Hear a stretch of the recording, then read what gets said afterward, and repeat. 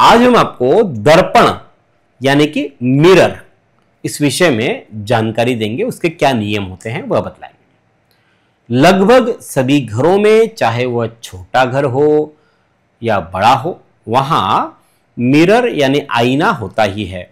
जहां साज सज्जा में वह मिरर काम आता है, वहीं घर की खूबसूरती बढ़ाने में भी काम आता है। मिरर यही सही दिशा और सही जगह हो तो वह घर में पॉजिटिव एनर्जी को बढ़ाने वाला होता है, वास्तु दोषों को दूर करने में भी सहायक होता है। और यदि वह गलत दिशा में है तो वो नेगेटिव एनर्जी बढ़ाता है, साथ ही साथ वास्तु दोष भी मिरर उत्पन्न करता है। इसलिए कुछ सर्वसाधारण नियम आज हम आपको आईने के संबंध में बतलाएंगे। मिरर कभी भी टूटा फूटा हुआ घर में नहीं लगाना चाहिए और होना भी नहीं चाहिए। मिरर ज्यादा पुराना और धुंधला भी नहीं होना चाहिए। मिरर पर किसी प्रकार का दाग धब्बा आदि भी नहीं होना चाहिए, क्लियर होना चाहिए। किसी भी रूम में मिरर आप लगा सकते हैं, परंतु जहां उसकी जरूरत नहीं है वहां बिल्कुल मिरर न लगाएं।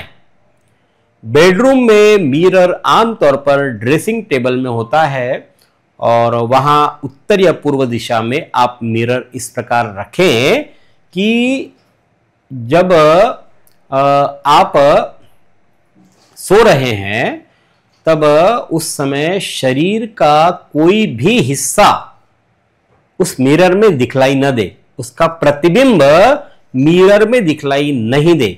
अगर आप सो रहे हैं उस समय अगर आपके शरीर का कोई भाग उस मिरर में दिखलाई दे रहा है तो उस भाग में आपको पीड़ा होगी, आपको दर्द होगा।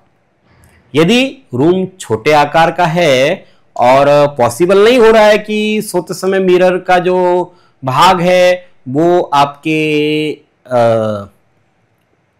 उसका प्रतिबिंब दिखलाई दे रहा है, तब क्या करें?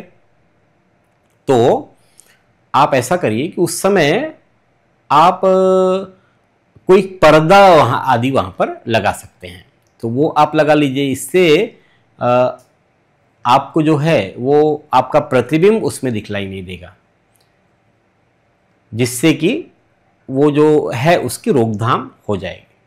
अगर रूम छोटे आकार का है तो वहां मिरर बड़े आकार वाला लगाइए, जिससे रूम का आकार दुगना हो जाएगा रिफ्लेक्शन में।